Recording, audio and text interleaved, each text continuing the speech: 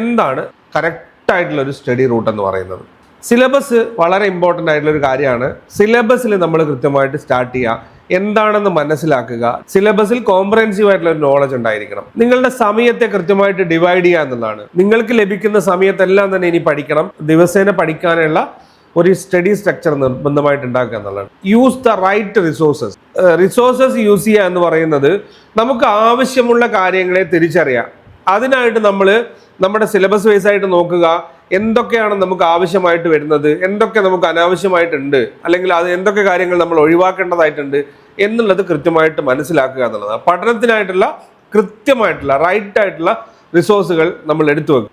എല്ലായ്പ്പോഴും സ്വന്തമായിട്ട് പ്രിപ്പയർ ചെയ്യുന്നവർ അനുഭവിക്കുന്ന പ്രധാനപ്പെട്ട ഒരു കാര്യങ്ങളൊന്നെന്ന് പറയുന്നത് അവർക്ക് ഈ റൈറ്റ് റിസോഴ്സസ് കണ്ടെത്താൻ പറ്റുന്നില്ല എന്നുള്ളതാണ്. അതിന് പ്രധാനപ്പെട്ട കാര്യം, നമുക്കിപ്പോൾ ഒരുപാട് സോഴ്സുകൾ അവൈലബിൾ ആണ്.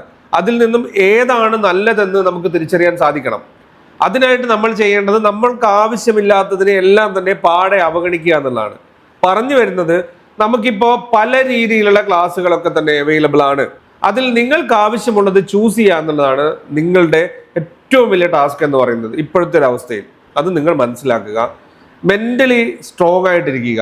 ഈ കാര്യങ്ങൾ കൃത്യമായിട്ട് നിങ്ങൾ ഫോക്കസ് ചെയ്താൽ നിങ്ങൾക്ക് JRF ഉറപ്പിക്കാം. നെറ്റാണ് നിങ്ങൾ ഫോക്കസ് ചെയ്യുന്നതെങ്കിൽ നെറ്റും നിങ്ങൾക്ക് ഉറപ്പിക്കാൻ സാധിക്കും. അതായത് പ്രോപ്പറായിട്ടുള്ള പഠനം, ആവശ്യമുള്ളത് മാത്രം ഉപയോഗിക്കുക എന്നുള്ളത്.